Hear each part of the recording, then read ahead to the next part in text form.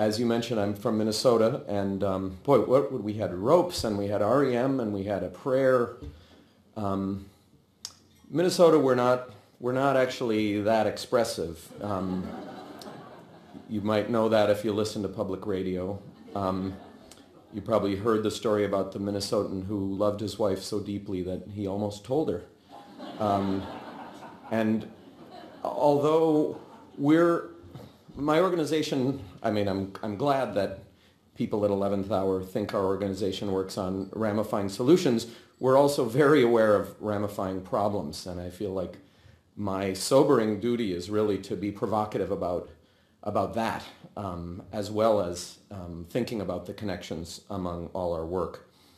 I'm also eager to get to the speed dating. My organization has had a crush on a lot of your organizations for some time, and we're really pleased that 11th Hour is sort of, acting as a wingman here. And so I will try to limit my remarks so we can move on with the program. I went back to Wendell Berry's essay after speaking with Sarah about the theme of the day, and it was very interesting. And of course, he in addition to ramifying solutions, he talks about problems and talks about false solutions and things that seem like they're solutions but actually create more problems, and things that look like solutions but actually aren't solutions at all. And his example that he gives is when soil compaction is solved by a bigger tractor, which further compacts the soil, which makes the need for a still bigger tractor, and so on. Berry tells the story of Earl Spencer's dairy farm, which was on the conventional path toward industrialization, right? Bigger herd, larger scale, selling more of his feed, more commercialization, more debt, more specialization, and less connection with nature, until Earl decided that he really needed to be in harmony with his farm, with the soil, with his animals, and with his community. And he said, my farm had been going at a dead run, and now it would slow to a walk. Now, Barry's a farmer, and he's talking about farming, but he, of course, has bigger fish to fry, as usual. He tells us back in 1981 or 80, he told us, what study after study has since confirmed, that we need to move away from an agriculture that's modeled on industrial production.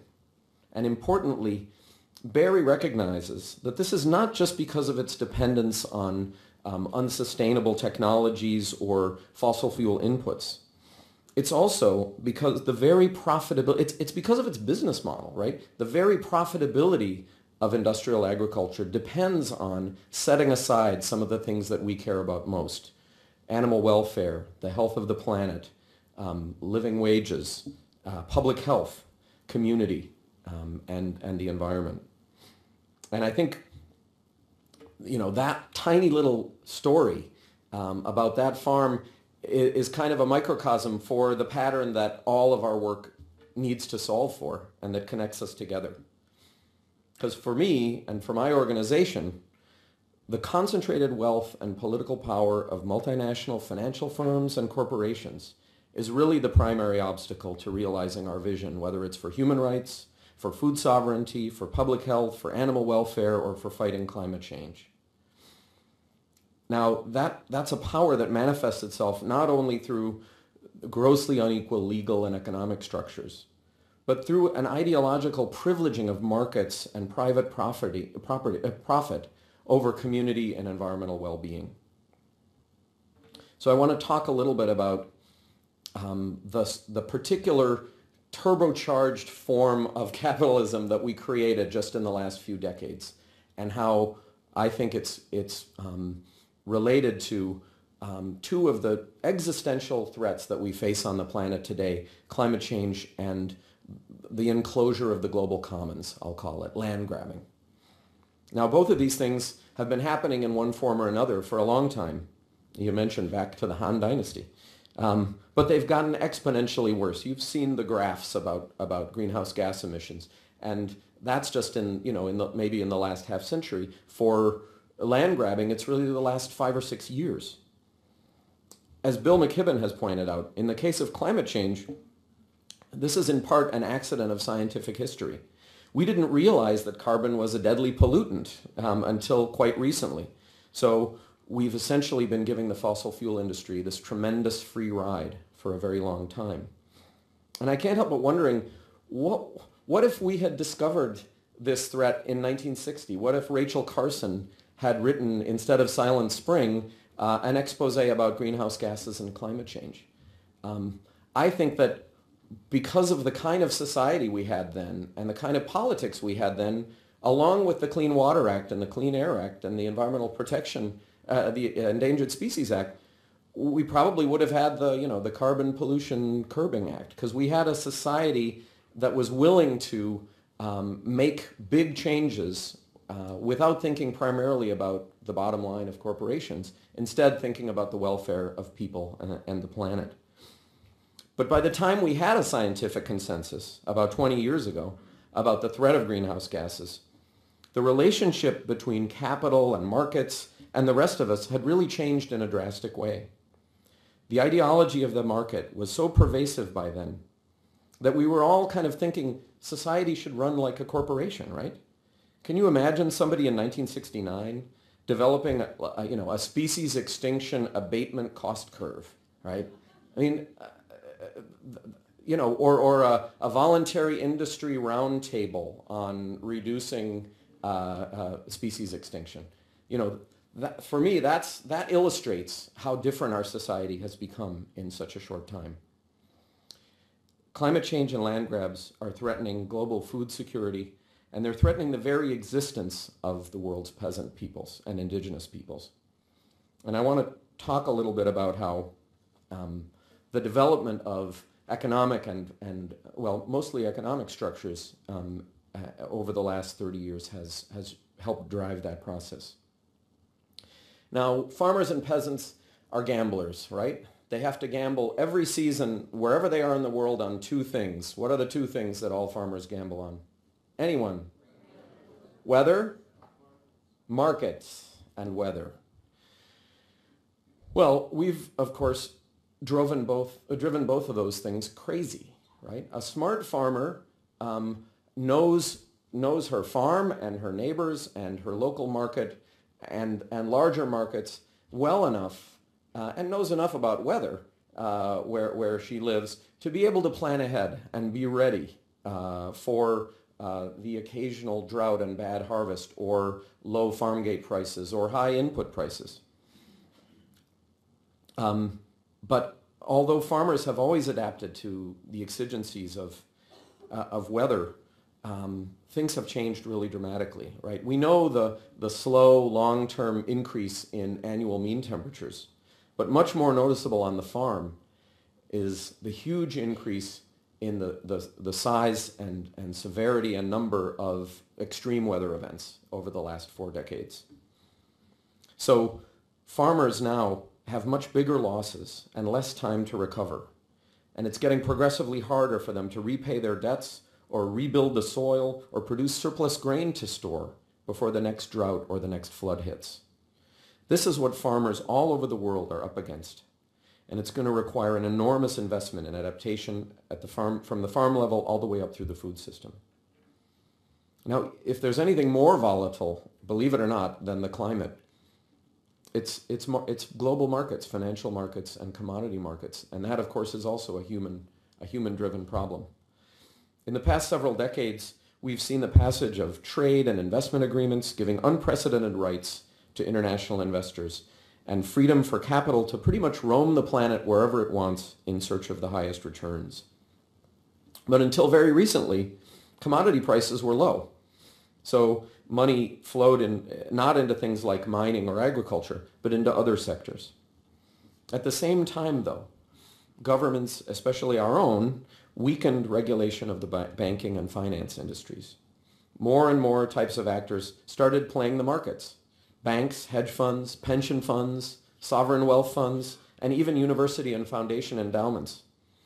And massive unregulated derivative markets got built on top of the primary markets, aided by innovative financial instruments, such as the now famous credit default swaps.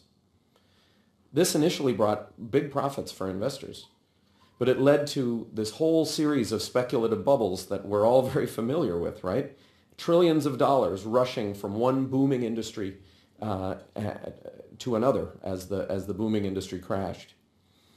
And as the real estate bubble burst in late 2007, there was a huge flow of capital into energy and into commodities. And this infusion, because of the way finance had been restructured to link together things like oil and gold and wheat, this huge infusion of cash drove global food prices through the roof. We created a single global market in which the poor are bidding against hedge fund managers, wealthy consumers, and our automobiles for food. So it shouldn't have been surprising that the ranks of the world's hungry shot up by over 100 million in less than a year. In this new world, agriculture and farmland in the global south all of a sudden looked a lot more valuable, either as a source of food or biofuel feedstocks or a financial diversification or hedging investment. So banks and corporations, and even the governments of some food import-dependent countries, began scrambling to control as much farmland as they could in Africa, Asia, and Latin America. And as of 2011, over 500 million acres of farmland had been snapped up. The World Bank and Bill Gates call this a win-win, right? Wealth from the finance industry flowing to cash-starved economies of the third world, generating profits for Wall Street while feeding the world. But the people on the ground tell a very, very different story, and it's been documented by the Oakland Institute right here in the Bay Area, by Grain internationally, and by ourselves and many others. People are being forced from their land, farmers, peasants, pastoralists, fisher people, and huge plantations growing cash crops for export are taking up land that used to grow food to feed local people.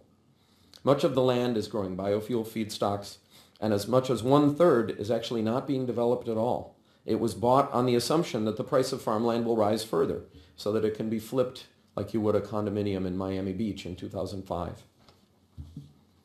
And of course, it's not just farmland. The volatility of commodity markets more generally, and this is created not by sort of fundamental shortages of supply, but by these predatory speculative activities. It's driving other land and resource grabs that threaten much more than just farming.